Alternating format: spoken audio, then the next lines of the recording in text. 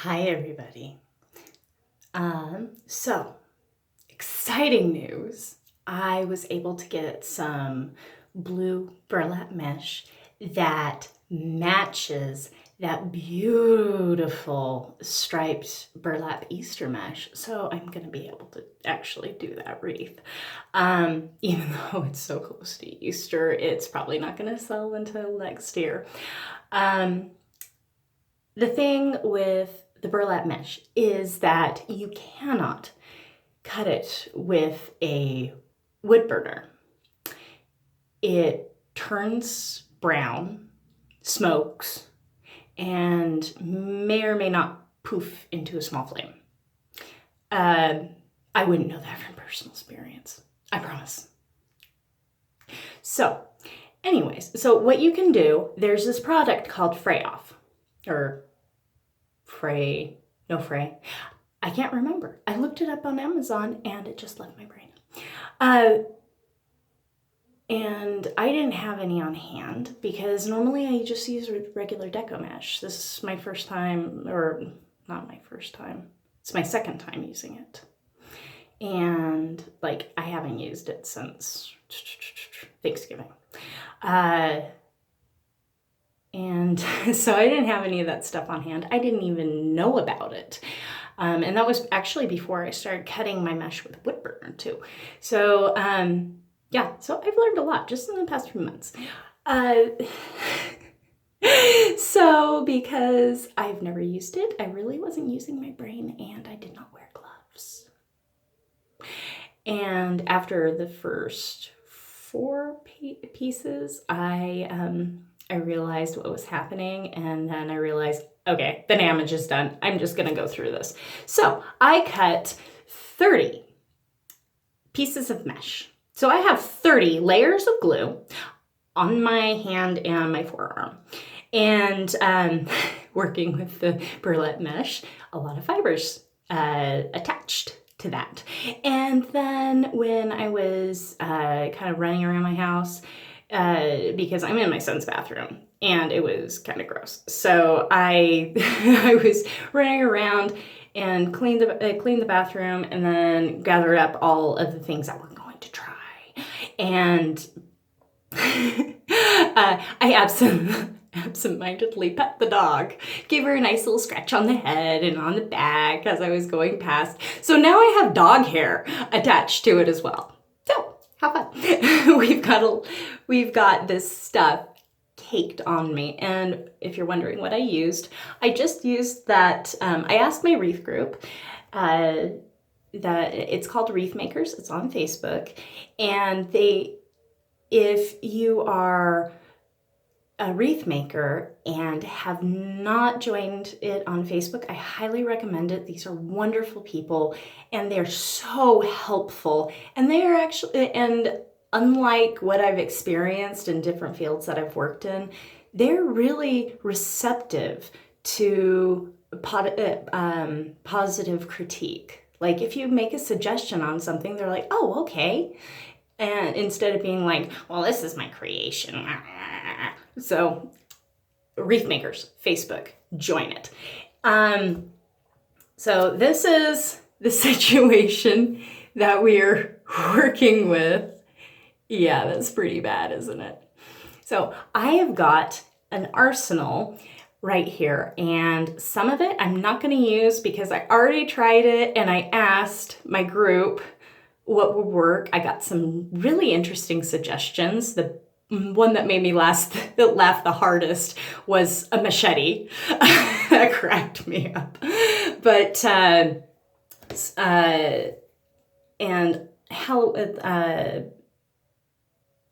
few weeks ago, I decided to remodel a lot of my wreaths that I made when I restarted. And one of them was a skull and crossbones, and I decided to put glitter blackened red roses. And the ones that they just had for sale were like $12 a bunch. So what did I do? I went to Walmart.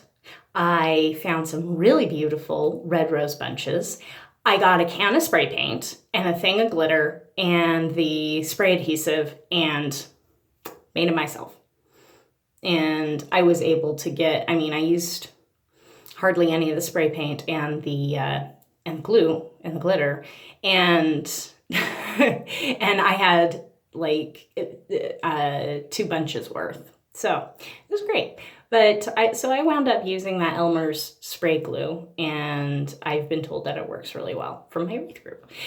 So, but back to the skull and crossbones and the rose. I'm sorry, I get really distracted sometimes. I just go with my thoughts.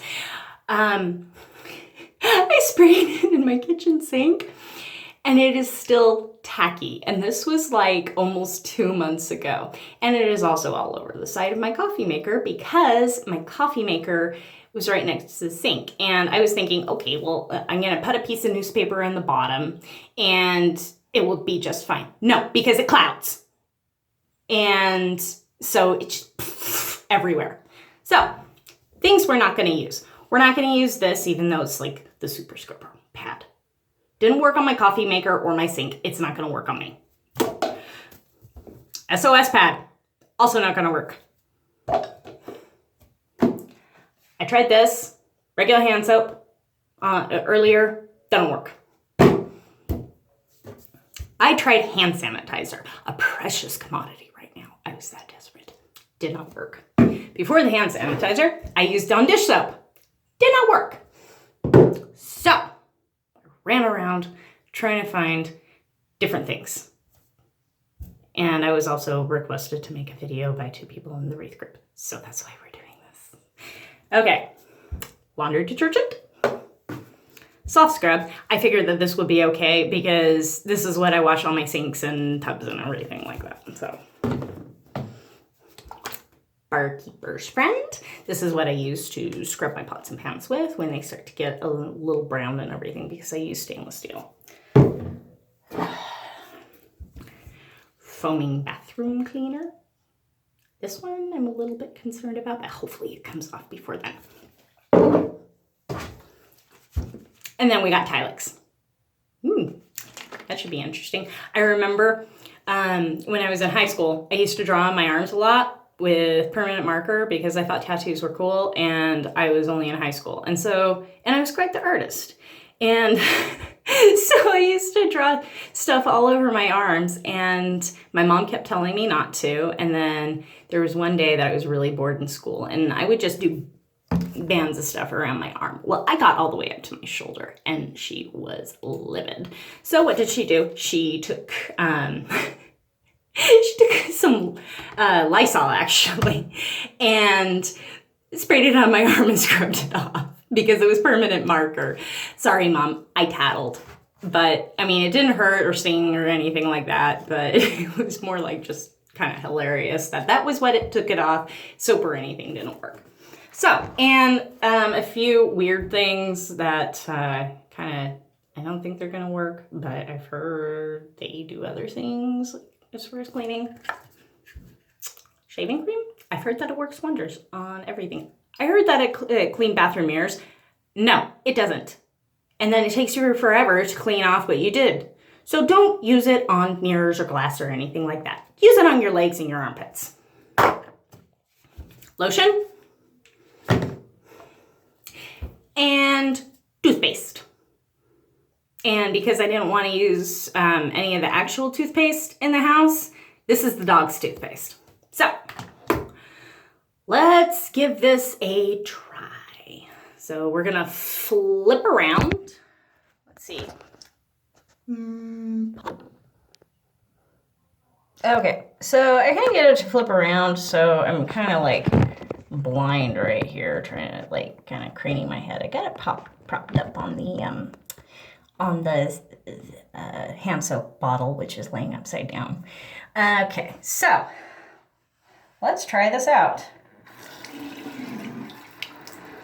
Okay. I'm only going to turn it a little bit to the hot water because for some reason in my house it goes from kind of cool to hellfire, and you don't even have to crank it up all the way. So Can you see what I'm doing? Kind of. I should move it just a little bit over. Okay. This work? Does that work? Okay. Hopefully it doesn't fall down. Oh wait, I got it all the hands in. Okay. We are wedged. Wonderful. Okay. And we're gonna try the detergent. Okay. Okay, I can tell already.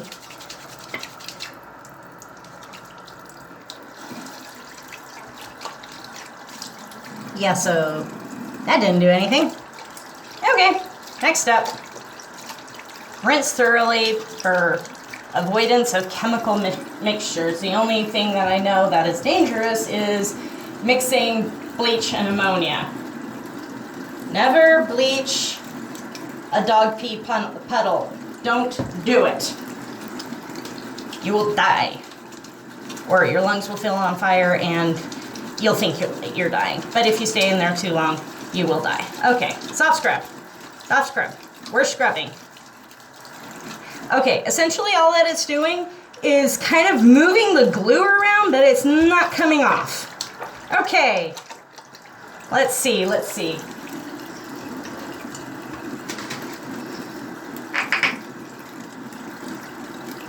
Okay, we got Barkeeper's Friend. This is supposed to like take everything off in your kitchen. Okay, that's working almost a little bit now. It's just kind of balling it up. Okay, let's see. Okay, all I'm doing is adding red lint. Okay, let's see.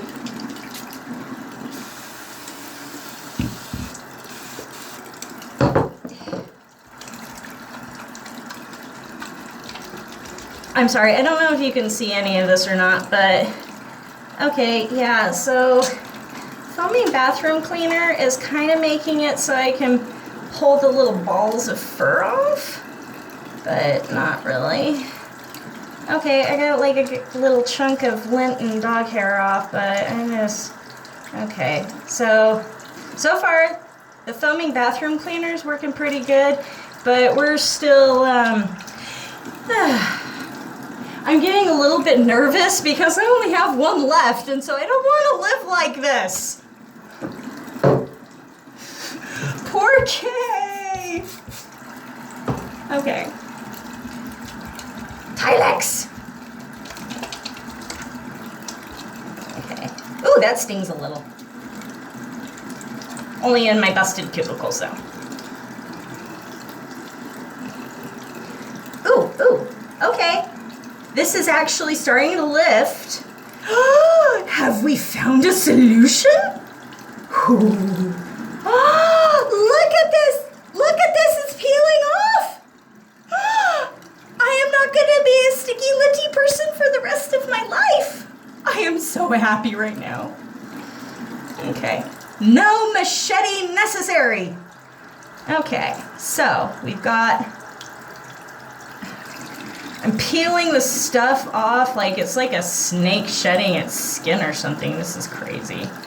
Okay. You know what? We're gonna do this thing for good measure.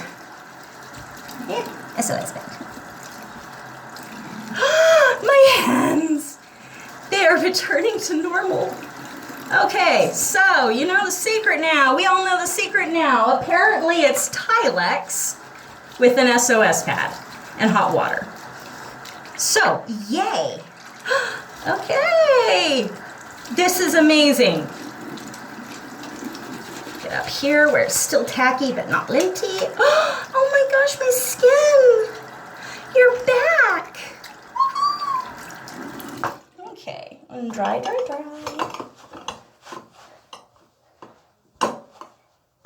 I missed a couple spots, but we'll go back over that. So, we are so much better. Look at this. Yeah, totally better than that nightmare. So, Clorox Tilex is the secret to removing about 1/4 of an inch of dog hair burlap lint and spray adhesive. I did not have any Goo Gone, and I did not, because of the whole stay in your house and social distance, I did not want to go to Walmart. And so we did not have to use the toothpaste or the shaving cream or the lotion. Well, I'm going to have to use the lotion anyway, because I don't think that all that cleaner did my skin any favors whatsoever. So now we know. And yeah, and you guys have a wonderful day, and wear gloves and wash your hands. This is you should wash your hands anyway, but right now, during this crazy period of life, you really need to wash your hands. Bye-bye.